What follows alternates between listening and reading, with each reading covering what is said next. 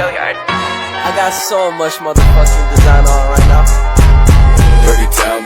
Halo umat Katolik, gereja ini bukanlah gereja katedral, tetapi kemegahan dan keindahan serta daya tampungnya sekelas gereja katedral loh.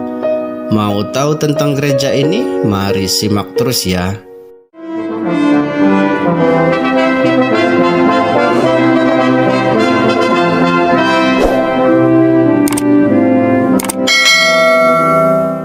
Di dalam wilayah hutan Kalimantan Barat yang kaya akan keindahan alamnya, terdapat sebuah paroki Katolik yang mungkin tidak banyak orang tahu, yaitu Paroki Santa Perawan Maria diangkat ke surga Nangapino. Tersembunyi di desa perdagangan yang tenang, Desa Tanjung Niaga, paroki ini memiliki sejarah yang menarik dan unik. Di tengah aliran sungai Melawi yang membelah daerah ini, Paroki Nangapino berdiri sebagai pusat spiritual bagi banyak penduduk setempat, yang sebagian besar adalah keturunan Tionghoa. Namun yang membuatnya semakin menarik adalah asal-usulnya yang mencengangkan. Bagaimana perjalanan paroki ini dari awal hingga saat ini?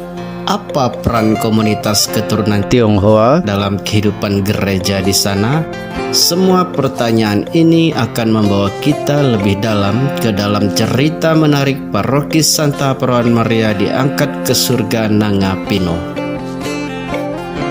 Pastor Linsen SMM adalah seorang pria berani yang membawa cahaya iman ke tanah yang begitu jauh dari pusat peradaban pada saat itu.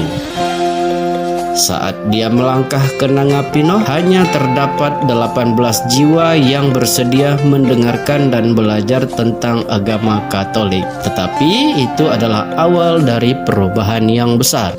18 jiwa ini adalah calon pertama, pionir yang memulai perjalanan panjang mereka menuju iman Katolik. Bersama Pastor Linsen, mereka memulai proses katekumen yang akan membentuk mereka menjadi umat Katolik yang kuat.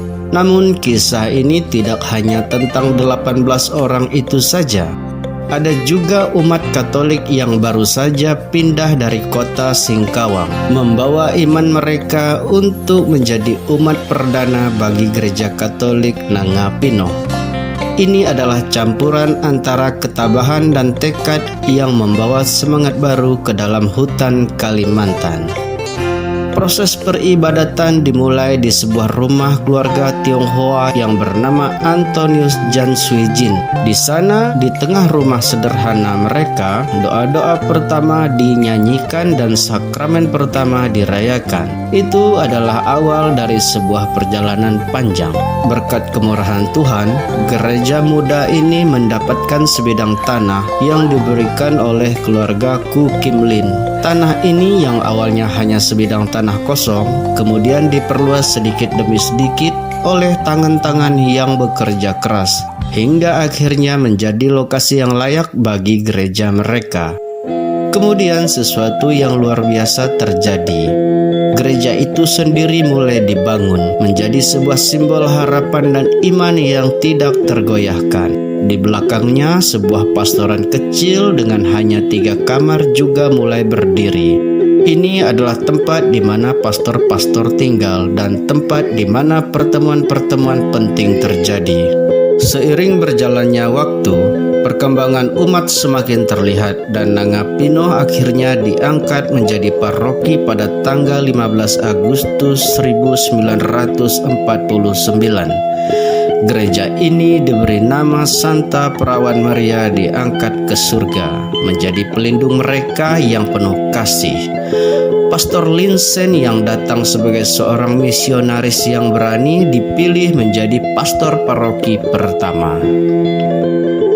Pada awalnya, Gereja Katolik Santa Perawan Maria diangkat ke surga Paroki Nangapino merupakan sebuah impian.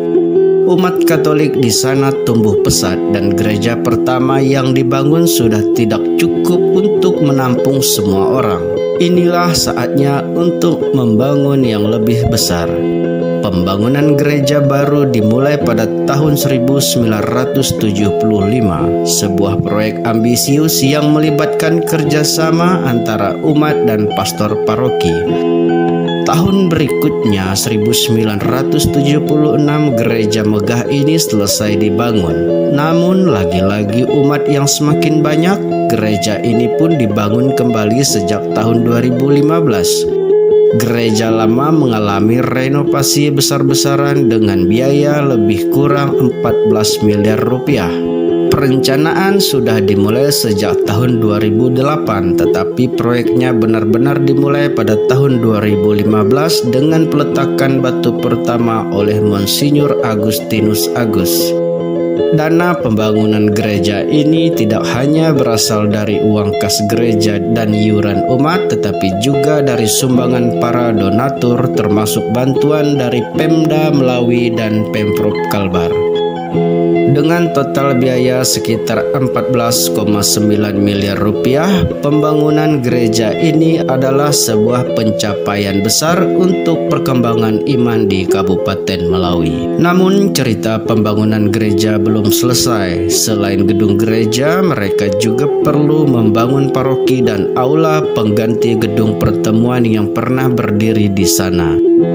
Dengan semangat yang tak kenal lelah, mereka akan terus membangun dan memperkuat komunitas di sana. Pada saat peresmian, Bupati Melawi memberikan apresiasi kepada semua yang terlibat dalam pembangunan gereja.